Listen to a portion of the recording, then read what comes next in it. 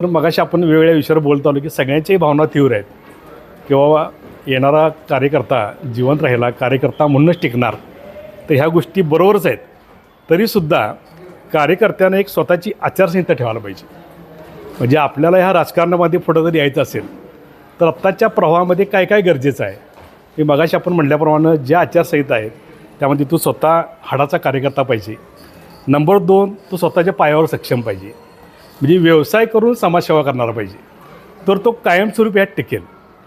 आता दादांचं ह्यांच्या मी लहानपणापासून किस्से ऐकलेत की दादा कुंडकेचं भाषणसुद्धा तुमच्यावर झालं होतं शिवसेनेचे नगरसेवक म्हणून बिनचौकामध्ये.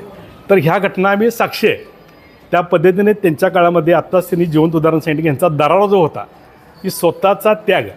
कोण कोणाला साहेब आता आरे म्हणलं तर कार्य म्हणणारी माणसं आहेत, पण त्यावेळी ह्यांच्या काट्या खाणारी माणसं पण होती, कारण तो त्यांचा त्याग आहे.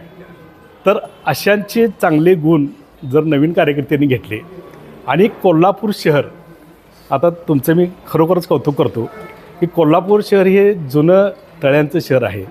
त्या कोल्हापूर शहराला आहे श्री शाहू महाराजांनी काहीतरी दिशा दिलेली आहे. शाहू महाराजांच्या नंतर नाव घेतलं तर प्रशासकीय कामकाज म्हणून तर कपूर साहेबांनी कोल्हापूर शहराला एक दिशा दिलेली आहे.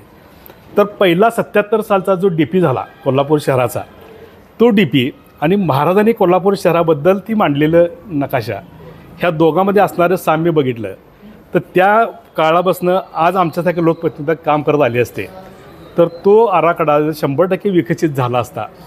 तर ही जी काय कोल्हापूर शहरामध्ये वेगवेगळ्या पक्षाच्या माध्यमातून जी झोड उठलेली आहे की कोल्हापूर शहर असं आहे, कोल्हापूर शहर तसं आहे, तर मूळ कोल्हापूर शहराची ठेवणच आम्ही विसरलो आहे.